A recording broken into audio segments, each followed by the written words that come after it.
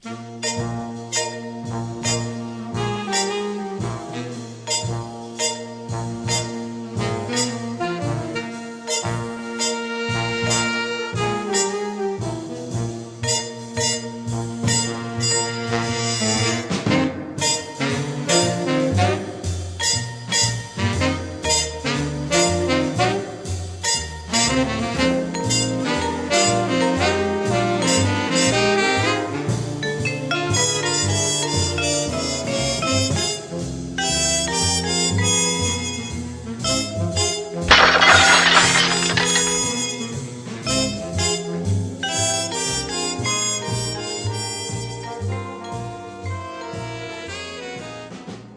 evening and welcome to another edition of Around Town. I'm your host, David D'Arcangelo.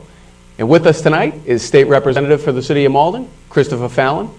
Good Mr. evening. Representative, welcome. David, always a pleasure. Great to see you. Great to see you. Tonight we're going to be talking a little bit about the legislative maneuverings this year, some of the bigger bills up on Beacon Hill. We've got the budget coming up, several other legislative matters. We've also got Malden's legislative agenda and your legislative agenda that we'll talk about a little, and then some of the other goings-on about things happening here around town. So with that, we want to welcome you again. We haven't had you back for, I think it's been a couple of years. We've been a little bit busy, haven't we? Yeah, that's good. It's but good. things are going along. Thank you for asking me back.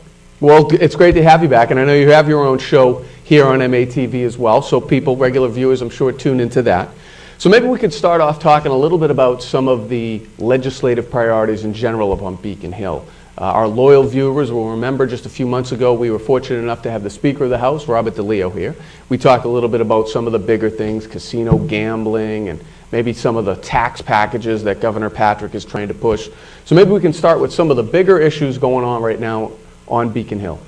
Well, the two biggest issues, the two issues that have been monopolizing the legislative agenda since January 1st have been, of course, the governor's budget proposals and the transportation infrastructure bond legislation, both of which have been going at a snail's pace.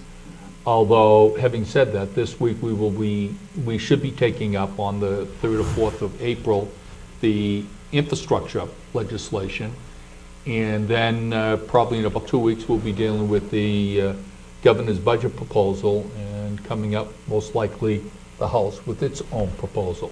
Sure. So I'm optimistic that after months of hearings, after several months of some contentious debate, that we're finally going to get to the point of making decisions and putting it out there for the public to react to. Right, right. How's the budget picture looking overall this year thus far? I know we're still in a little bit of a challenging economy, but we've shown signs of improvement. We have, and our revenue through the end of February was higher than expected. Through February of 2013, for fiscal year 2013, revenues were up as opposed to what you might be reading in the local papers. Revenue for the state was actually up. Not up significantly, but more importantly, not down. Good. The governor's budget proposal is just not, in my humble opinion, a realistic budget offering for the legislature to concern. First of all, what the governor does, he builds in certain tax increases to help bridge some of the expansion in programs that he wants the legislature to commit to. Well, the legislature hasn't discussed in earnest, and we will be in 2 weeks when we deal with our budget proposals. The legislature hasn't examined the possibility of increasing any tax revenues. What the governor did, and it was somewhat presumptuous, and I know he's a member of my party, but I think you know, David, that I try to voice my perspective independent of political Sure. politics. And do what's right for your constituents. You need to do it that way. You need to be very earnest and honest with your constituency.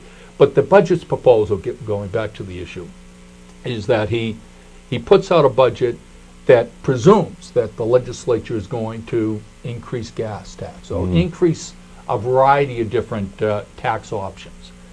Number two, he puts forward a budget that also assumes that there's going to be a certain amount of revenue coming from gaming. The casinos, which we haven't even had yet. Exactly, and we're not even close to getting to a point of finality and being able to go out to bid on a variety of different proposals. And number three, he's also drawing from the retention accounts. He's the rainy day account. Rainy day and stabilization. So it's not a very realistic proposal. I understand that the governor would like to see us raise taxes, would like to see us invade the rainy day account so that the state can project a balance or a positive balance over the next couple of years.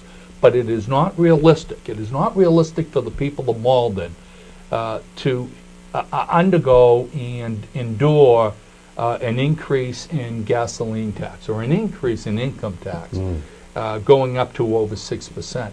That is not realistic for the people of Malden to be able to assume that type of burden on. I have some major reservations. Tax revenue, and forgive me if I'm monopolizing, tax revenue right now is slightly above what it was this time last year. The receipts coming into the state. Exactly. And of course, we haven't seen what the receipts are going to be for April, which is this month. And April is our strongest revenue Taxes month are due. for obvious purposes. But I think we've got, there's room to be optimistic.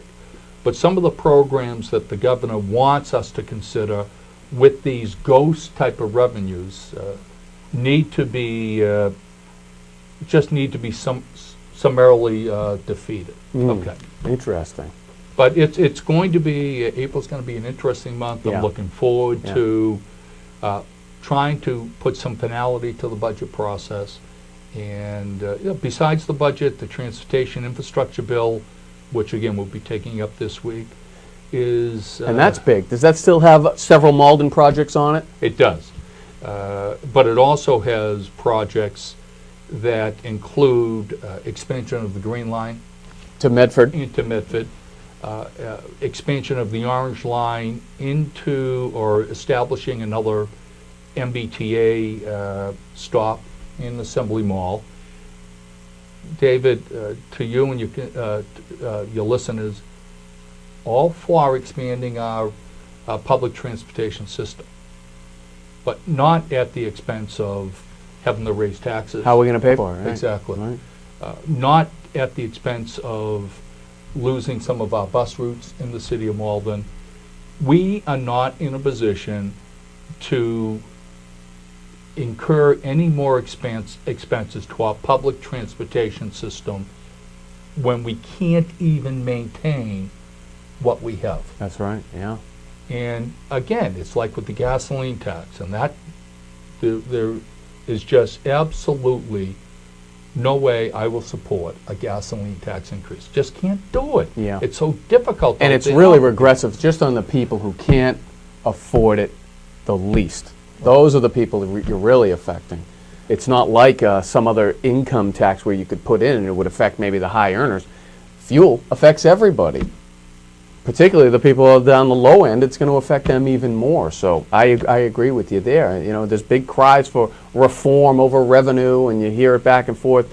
You know, I think, what was it? We were together on this issue back in the winter when the MBTA had the hearings up at Malden Center saying we're going to take all these bus routes away, and there was just such an outpouring of support. It was like, you can't, you know, our community is based upon, a good amount of our community is based upon public transportation. So to take away that much service would be devastating. Well, it's certainly going to be a fight that I'm going to wage again this year on Beacon Hill, and I know that I can count on your support and the support of the city councilors, all the city councils in the mayor's office.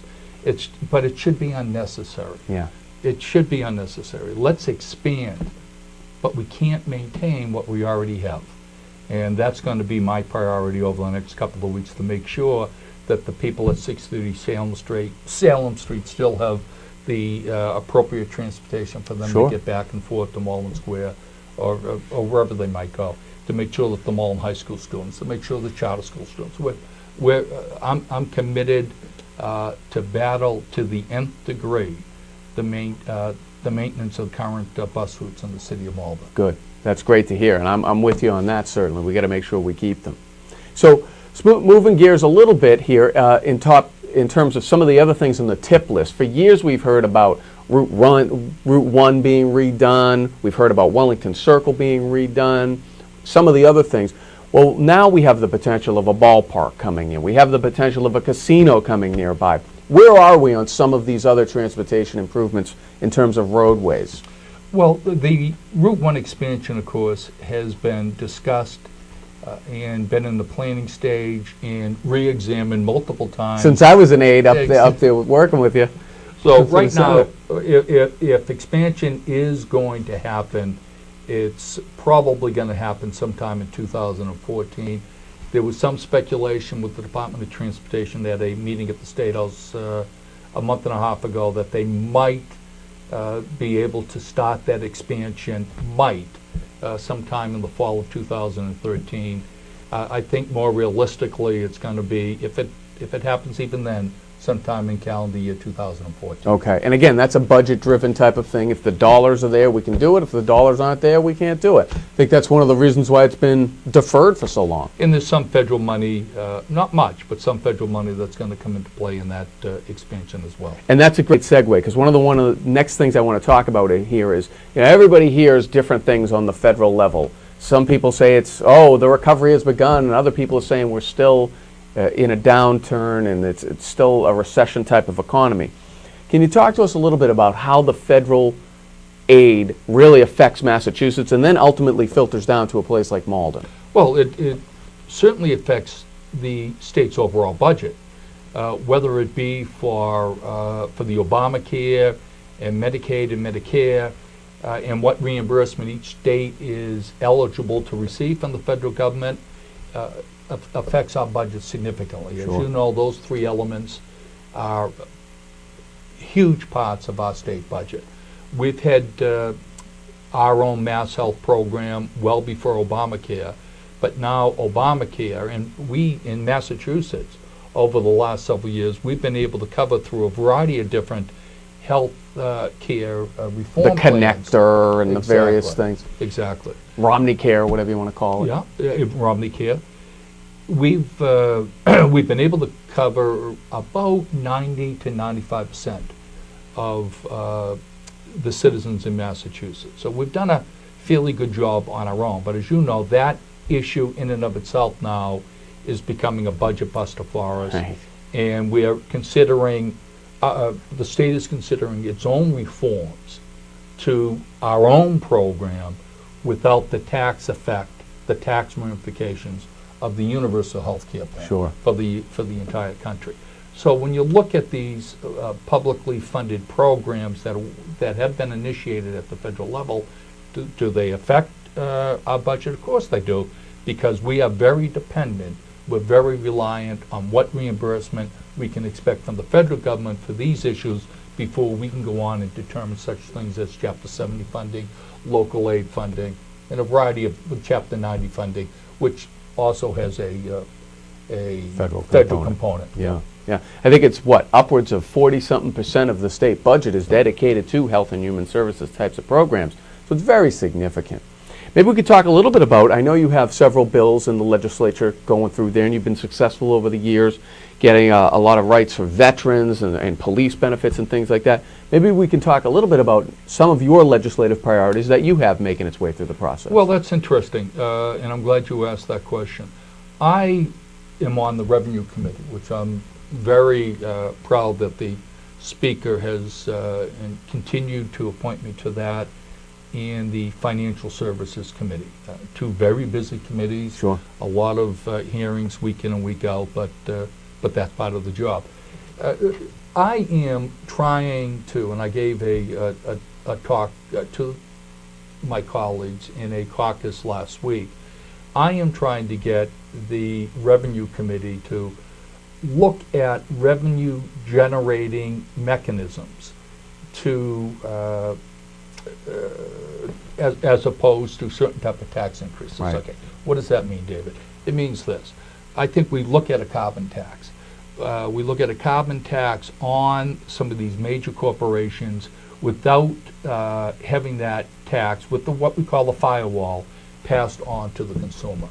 It would be it would have tremendous ramifications for our environment. Deal with environmental atmospheric concerns, and would actually bring a corporate tax loophole finally to closure by charging a 5 cent per gallon tax for the carbon emissions as generated by some of the major corporations. Because right now they get that deduction either through their fleet or through the fuel that they use to power their facility. They would no longer get that deduction. That's correct.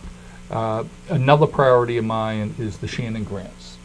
Making sure that we have the Shannon grants is a very material and significant funding program for a lot of urban police forces to be able to maintain police forces and to be able to expand some police forces to a conservative degree, but nevertheless be able to expand.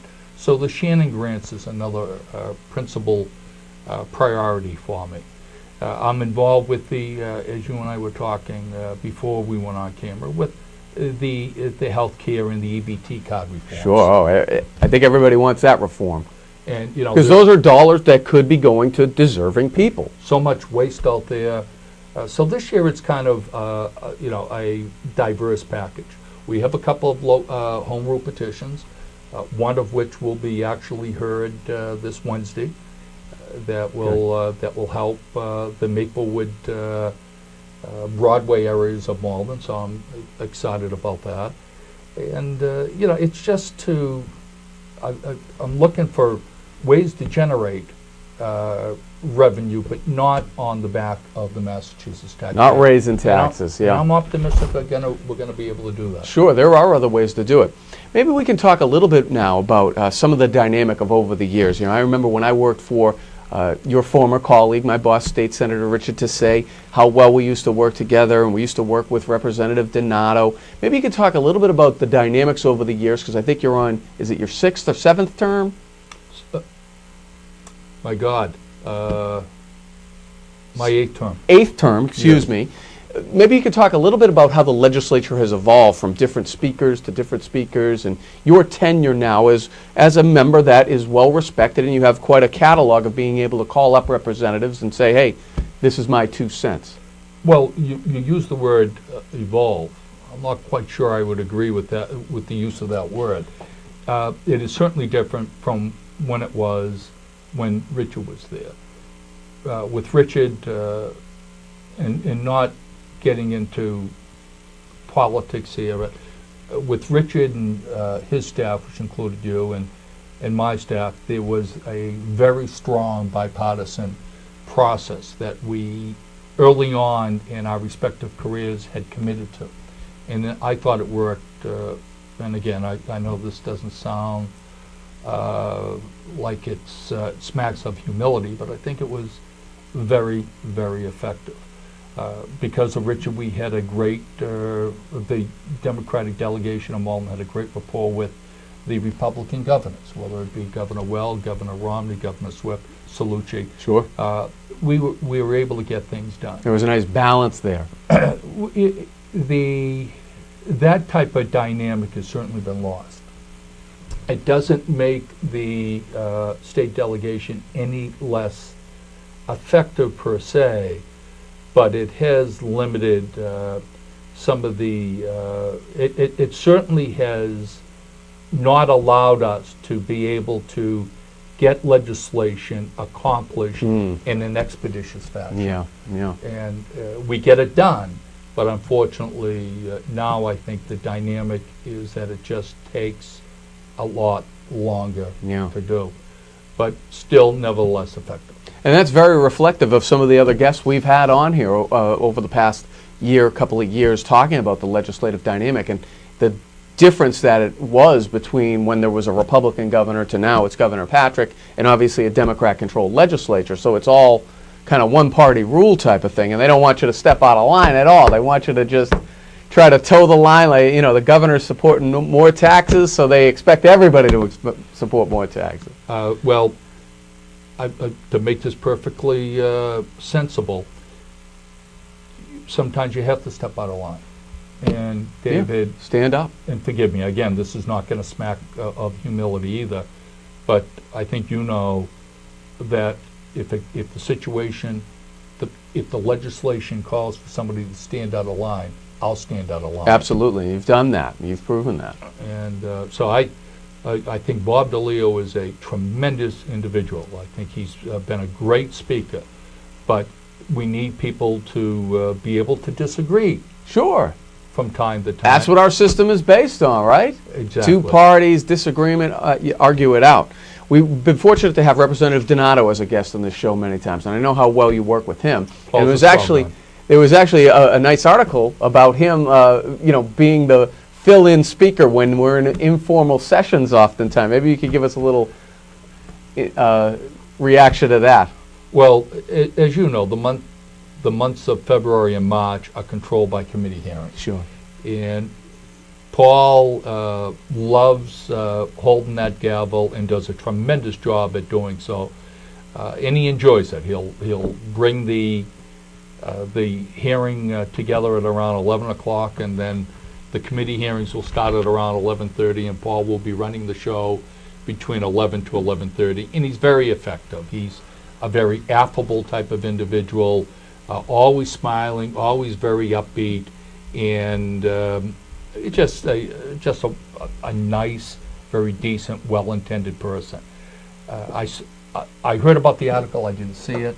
I'll have to reserve. It was a nice piece, and deservedly so, because he's really put in his time over the years and been chairmen of various committees and worked his way through. And I know how well you both work together. Maybe we could shift gears a little bit. We have some change happening here in Massachusetts with I think it started with Senator Kennedy, and then the special election where Senator Brown was able to get in, and now this past year Senator Warren was able to get in. But now you have Senator Kerry, now Secretary Kerry, so that set off a big race for his seat, and we have our local congressman, Maldonian Ed Markey, running. We have Congressman Lynch running, and that's also been rumored to set off another chain of events where other people are now thinking, well, if Markey wins, I'll run for his seat, or how's that going to work? Maybe we could get a little bit of your interpretation of some of the political machinations that have been happening here. Well, I think with me, it's one step at a time. Certainly am trying to do what I can to help Ed Markey win the senatorial position. And then after that, I think everybody steps back and takes a deep breath and focuses on who's going to be, if indeed Ed is successful, on who's going to be his replacement. To me, to speculate about the chain that's going to be effectuated by his election, to me, is highly premature. I think we should remain focused on the senatorial race, do what we can to get a local Malden kid elected to the U.S. Senate. Sure. And to do anything else at this point in time, to speculate and to do fundraising and to support other candidates for other positions, I think is somewhat premature. A little premature, yeah. It's interesting, though, that dominoes have definitely started following. It seems like now, since the past couple of years, we've had special elections. Now we're here in Maine. Menino's not going to be running, so that's going to change things. So we really have kind of a changeover going on here in Massachusetts politics over the span of a few years here. The governor's not running again. Is it too early to wonder who's going to be running for governor next year? I think it is. Again, until we get beyond a very important senatorial race, because that's going to have not only statewide ramifications, right, but national, if not international ramifications. Sure. So, and the mayor's race, too, I think, has something to do with that dynamic, right? Absolutely. But, you know, I think people need a break from politics. It seems like it's just been one after another. You know, it's 24/7. Yeah. And I know, I'd like a break from it. But, Yeah, sometimes. But nevertheless, I think it is. I think, people can certainly go out there and do what they want, but from my perspective, I just want to focus on the senatorial race and deal with the others as or when they become reality. Sure, yeah, if and when, yeah. No, that's a good point. It's interesting, too. The Globe had called me as being one of the chairman of the Republican Party and things like that, so they called one of my reaction. They were trying to bait me to say something about Mark, and I said, listen, he's from Malden. It's a non-issue. Let's move on. Let's make this a campaign about issues, right? So, that's right. But you got to think whoever wins the Democrat primary is pretty much going to win that race. Well, I know Mike Sullivan. I know Dan Winslow. They are they're Dan Winslow's your colleague. Sure. And Mike Sullivan, the former U.S. attorney, sure. former DA, and Mike I've worked with when he was DA on a couple of programs. But these are people that are certainly going to be able to argue and debate with Ed or Steve Lynch, who's a nice guy too. Oh, great guy. To be able to debate in the appropriate forum and bring out the issues. I don't think it's a foregone conclusion, and I don't think you should do. I know you're not doing it, but I don't think any of us should be that presumptuous in expecting how people are going to vote. Nobody thought Scott Brown was going to win. Yeah, exactly.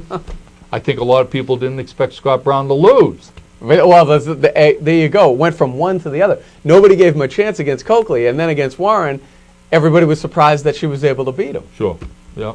But I think, let's let the debate process exhaust itself, and come June 25th, we'll vote for the best person. But, I have a great deal of faith that Ed Markey is going to prevail through the campaign, and I've had a great relationship with Ed Markey, Mark Gallagher in his office, and all sure, his, Rocco and sure. Jackie Great and all of them down the line. Yeah, very, very helpful. And I know where Ed Markey, like with Scott Brown, I know where Ed Markey's heart is. Sure. It's in the right place. Sure, and where he stands, yeah. That's very important. So we've got a couple minutes left here. What are a couple of the other things you want to emphasize to our viewers at home while we have you here? Well, you know what I would like, and thank you, by way of a summation, I know that we have to deal with a variety of different issues. And despite my cautious optimism that our state, that our revenues are going to increase, but not marginally so, I want people to understand that I cannot vote for a tax measure that's going to make it harder for people to pay their mortgage, harder for people to pay their rent, harder for people to get to their jobs. At the same time, people might say, well, you can't have it both ways because you got to raise revenue in order to maintain the MBTA. I'm not convinced of that. I think there are many reform proposals that are out there, whether it be the EBT, whether it be the healthcare reform. There are reforms out there that will enable us to maintain and expand, marginally expand our transportation infrastructure, but not to the point, I agree, of expansion of the Green Line or the Orange Line. I just think that's way premature for us to even consider that type of significant expansion. We're going to work this out. I'm just committed to making sure that people are not having a harder time paying their bills over the next year or two. Right. Well, it's good to know, and it's good to know that you're a man of your convictions and you have courage in those convictions, and that you're able to vote that way. And you're a perfect example of why I vote the person, not the party. Well, thank you, David. Absolutely. So it's been great having you. Thanks for coming. We'll hope to have you back in a few months. Absolutely. Love to. All right, great. So once again, we want to thank State Representative Chris Fallon for joining us this month. We'll be back next month with another great guest. So for now, thank you for joining us for another edition of Around Town. I'm your host, David D'Arcangelo. Good night.